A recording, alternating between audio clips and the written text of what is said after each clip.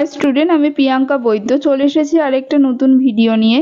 তো আগে যারা ভিডিওগুলো দেখেছো তারা জানো যে আমি প্রত্যেকটা কলেজের কিন্তু তোমাদের কাট অফ নিয়ে আলোচনা করে দিচ্ছিলাম।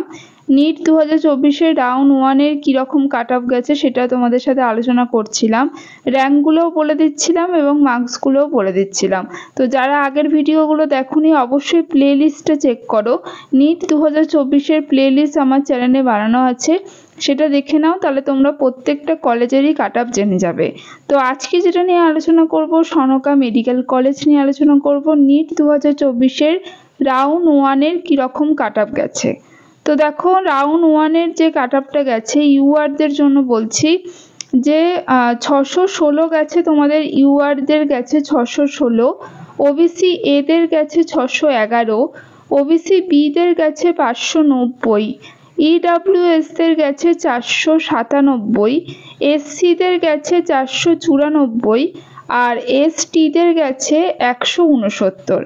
এটা তোমাদের রাউন্ড 1-এ গেছে। এবং রাউন্ড 2-তে কীরকম যেতে পারে সেটা অনেকে জিজ্ঞাসা করেছিলে, তো সেটা নিয়েও আলোচনা করব। দেখো, রাউন্ড 2-তে তোমাদের কিন্তু সেম থাকার সম্ভাবনা আছে, যদি কমে তাহলে 1 থেকে 2 মার্কস কমতে পারে।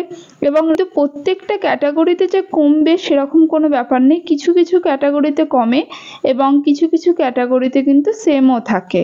তো সেই জন্য বলবো যে রাউন্ড 1-এ যেটা গেছে রাউন্ড 2-তে সেখানে যদি কমেও 1 থেকে 2 মার্কস কিন্তু কমতে পারে।